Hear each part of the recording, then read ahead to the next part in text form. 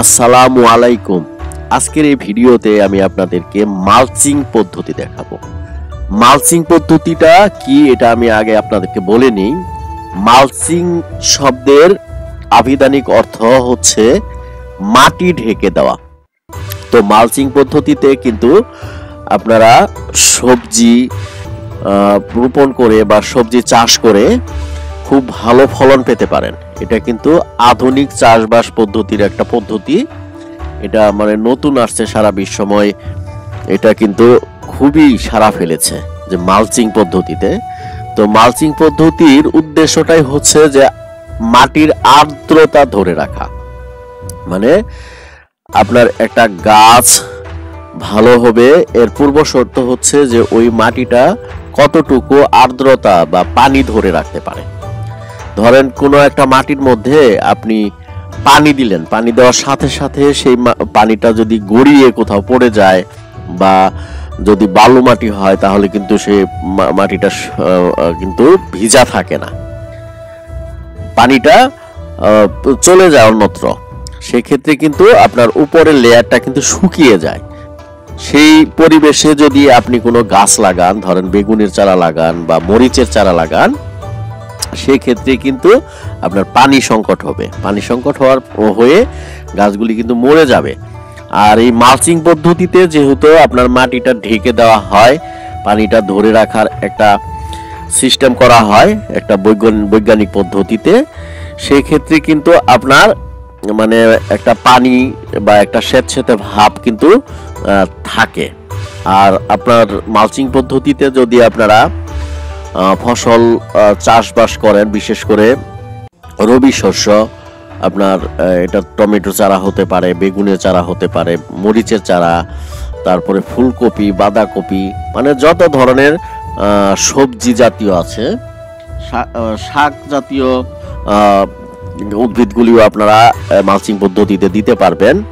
তারপরে আপনার তরমুজ জাতীয় যেগুলি আছে, বাঙ্গি, তারপরে লাউ, কুমড়া, আমার মনে হয় আপনারা বুঝতে পেরেছেন যে মালচিং পদ্ধতিতে এই চারাগুলি কিন্তু আপনারা সুন্দরভাবে রোপণ করতে পারেন বা করে আপনারা ভালো একটা ফসল পেতে পারেন। এবং মালচিং পদ্ধতিতে আপনার প্রচলিত যে পদ্ধতি আছে, যেটা মানে আমরা মানধাতার আমলের যে পদ্ধতি বলে জানি, যেটা মানে কৃষকরা অনেক দিন ধরে প্র্যাকটিস করে আসতেছেন, তার চেয়ে কিন্তু মালচিং পদ্ধতিতে যদি আপনি চারা রোপণ করেন বা চাষাবাদ করেন, সেক্ষেত্রে কিন্তু আপনার 10 গুণ ম্যাক্সিমাম, আপনার 10 গুণ বা তারও অধিক আপনার ফলন পাওয়া সম্ভব।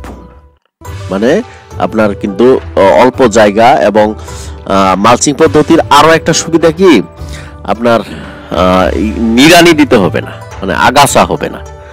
মানে এটা কিন্তু আপনি ঢেকে দিলেন, একটা পলিথিন দিয়ে সুন্দর করে ঢেকে দিলেন। দেখেন আমি এই ভিডিওতে আপনাদেরকে দেখাচ্ছি যে টমেটোর চারাটা কি সুন্দরভাবে আপনার ঢেকে দিয়ে তারপর একটা ছিদ্র করে টবের মতো করে কিন্তু আপনি এইভাবে রোপণ করতে পারেন। এটা আমি যেহেতু আপনাদেরকে আমি তথ্যমূলক ভিডিও দিয়ে থাকি, যে ভিডিওগুলি আসলে আপনাদের কাজে লাগে এবং দেশ ও জাতির মানুষের কাজে লাগে, সেই কথা বিবেচনা করে আমি ভিডিওগুলি নির্মাণ করে থাকি। তারই ধারাবাহিকতায় আজকে আমি আপনাদেরকে এরকম খুবই খুবই উপকারী এবং খুবই জনগুরুত্বপূর্ণ একটা ভিডিও আমি আপনাদের সামনে শেয়ার করলাম।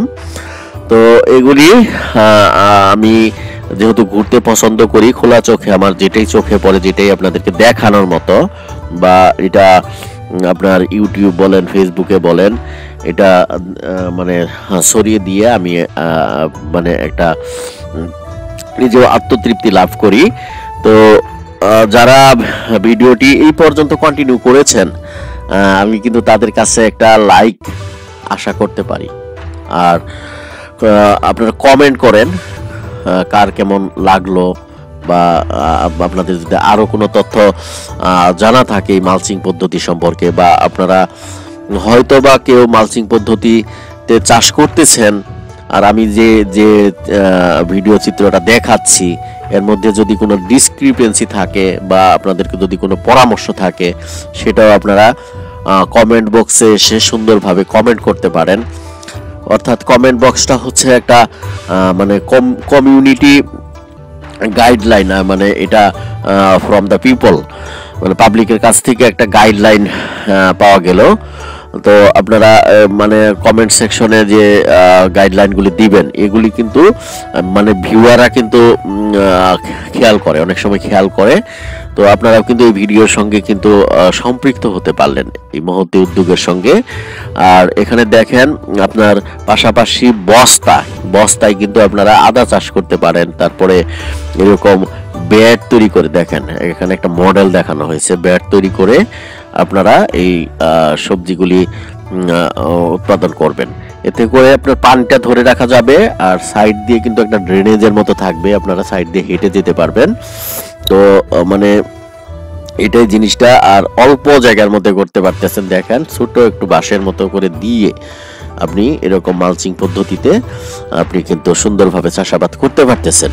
এবং এই ভিডিওটি দেখে আপনারা কিন্তু দেখে দেখেন এরকম একটা ব্যাট তৈরি করে টুচা করে সাইড দিয়ে একটু ট্রেনের মতো করে সুন্দর করে, তারপরে আবার দেখেন এইরকম চতুর্দিক দিয়ে একটা প্লাস্টিক জালের মতো দিয়ে সুন্দর করে একটা সেভ এবং সিকিউরিটির মাধ্যমে করতে পারতেছেন। আর এতে কিন্তু আপনার জায়গাও কম লাগবে, ঠিক আছে, অল্প একটা জায়গার মধ্যে বেশি ফলন পাবেন আপনারা। তো দর্শক বন্ধু, এই ছিল আমার আজকের ভিডিও। পরবর্তীতে এই ধরনেরই আরো একটি ইনফরমেটিভ ভিডিও নিয়ে আপনারই সামনে আমি হাজির হয়ে যাচ্ছি। ততক্ষণ পর্যন্ত আপনারা সবাই ভালো থাকেন, সুস্থ থাকেন। আর যারা চ্যানেলটিকে সাবস্ক্রাইব করেছেন তাদেরকে অসংখ্য ধন্যবাদ।